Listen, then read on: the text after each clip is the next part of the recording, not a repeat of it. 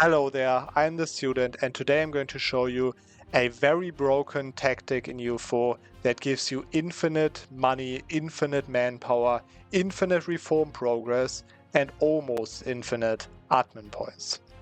So before I start into the actual topic of this video, I want to say two things. First of all, as soon as we hit 10,000 subscribers on this channel, I will upload a Roman Empire in-game time speedrun campaign. And I can tell you already, this was a crazy campaign that I played there. And the way we are going to do it now is that I will upload the video already tomorrow if we have the 10,000 subscribers until then. If you would like to see that, definitely subscribe to the channel. It's completely for free and it helps the channel to grow and me to keep the work going a lot. So definitely do that if you want to see the video. And then if it doesn't happen until tomorrow, I will just upload the video whenever I reach 10,000 subscribers on this channel. And the second thing is that the event that I have on the screen right now that this video is all about, it's not a new event. It was in the game like very long time. I knew about this event like for a year or so, and you're going to see in a second why, but this event is pretty well known in the, EU4 speedrun communities and like exploit communities and so on. So it is not a new event or something. It's just that not really many people know about this, as far as I see, at least. So I just wanted to show this to you in this extra video because I'm going to use it in the Roman Empire speedrun. So I just wanted to have a video for this that I can refer to, not only the next video on the Roman Empire, but maybe also future videos. So that's why I'm here now with this event. And now let's get into the video and let me just show you how this all works out. Now I'm in the game as Milan over here. I've already reached tier 6 reform because I was a presidential dictatorship before. Of course, this is just a demonstration non-Ironman game. But if you are a presidential dictatorship, you can of course trigger the, People Demands Democracy event or something that I showed in another video. Not really that important. What is important that so you need to somehow reach tier 6 government reforms, or actually tier 5 reforms if you have a special parliamentary reform in the tier 1 reform. This event over here has very special trigger conditions. The first trigger condition is that you need to be a monarchy with at least tier 5 government reform enacted, which I have. You can see I have not enacted tier 6 yet, but I have enacted tier 5, and that is the first requirement, monarchy and tier 5 reform. The second requirement is that you need this modifier over here, separation of powers. And this modifier can be gained if you have a parliament and a statesman advisor, as well as +2 stability. Then you can click a decision that gives you exactly that modifier. Okay?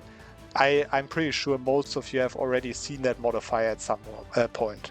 Now, the third requirement for this event is that you're not allowed to have a parliament, which kind of makes sense.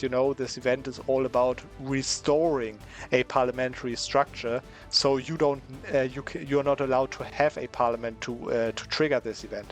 So these are the three trigger conditions: be a monarchy with at least tier 5 reform, have this modifier that you gain from a parliament, and not have a parliament right now.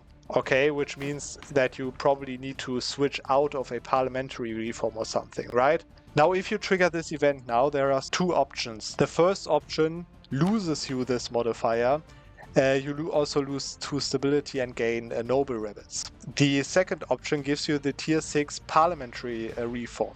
It's literally just this reform over here that you can also enact the generic way if you have, higher loyalty than influence from the nobility and bigger crown land and so on, right?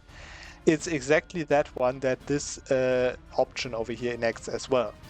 But also it gives you 1 stability.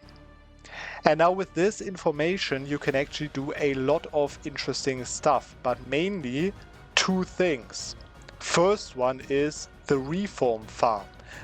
So basically a farming strategy for reform progress so that you can actually reach higher reform tiers, such as, you know, the ones for governing capacity and administrative efficiency and so on, way earlier into the game as you would otherwise be possible.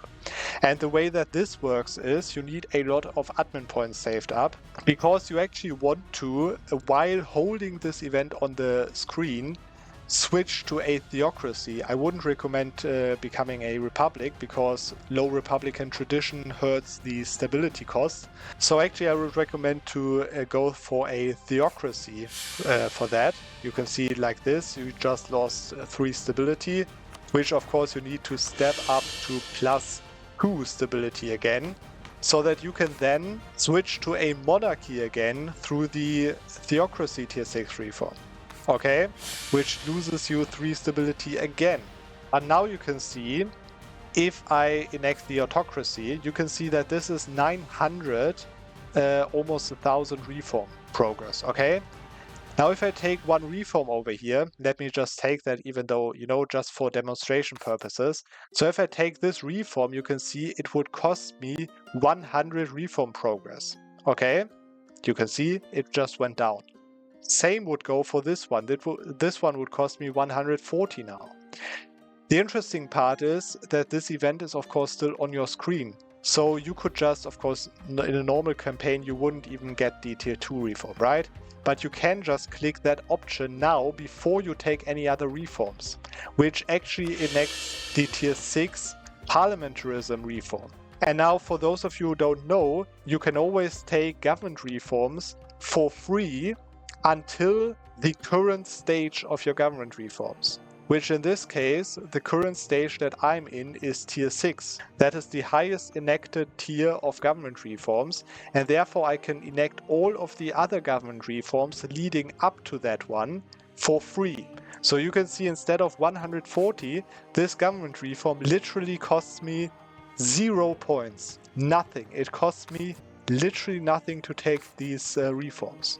And this means that every time you do this, you know, switch to a theocracy, hold the event in the meantime, switch to a monarchy again, and then click that event without any reforms unlocked.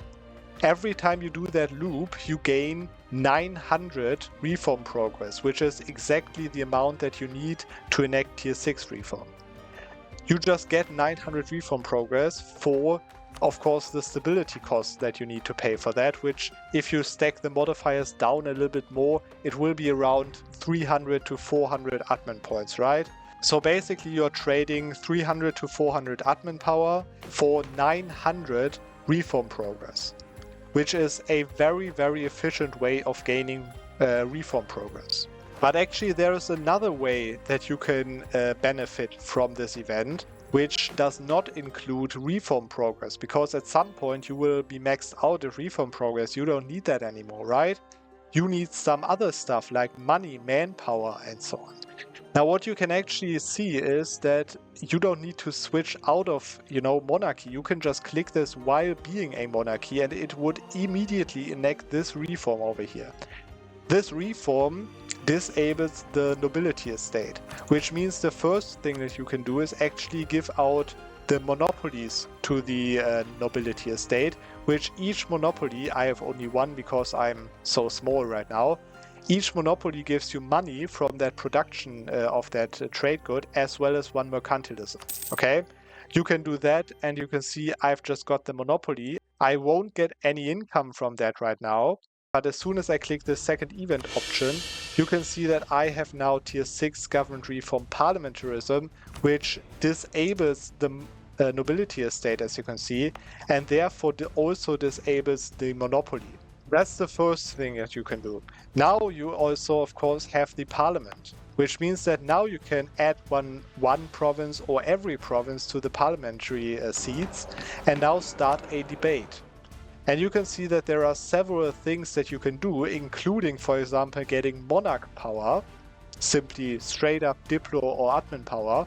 You can also gain money, which is tax money from your parliamentary seats. So right now it's giving me 18, but if I add every single province of my nation to the parliamentary seats, Then this gives me 56 ducats, which you can see it's like more than half of my entire income per year, okay, that I just get from one decision. Now, if you are at war, you can also, of course, let me just declare a stupid war over here to demonstrate that. If you are at war and you update the parliamentary issues, then you notice that you can also take manpower per parliamentary seat, okay? Which means that right now my maximum manpower is 16,000, and from parliamentary seats from this debate I would get 8,000 manpower. Let me just do that. So half of my entire manpower pool just from clicking this debate. And now the interesting thing is you can just spend 50 government reform progress to switch out of the parliamentarism tier 6 reform, you know, and now guess what? You can trigger the same event of constitutional restoration again, okay, which again takes on average 12 months, but that also means that you can again take out the monopoly for another mercantilism and money. You can again take the parliamentary issue as soon as you enact the parliament from the event, and you also get, of course, 50 admin power per click of the event, which means that this literally gives you infinite money, infinite manpower, infinite reform progress, and almost infinite, or let's say a lot of admin power. So I hope you enjoyed this video for today, and we are going to see when it's time for the Roman Empire speedrun.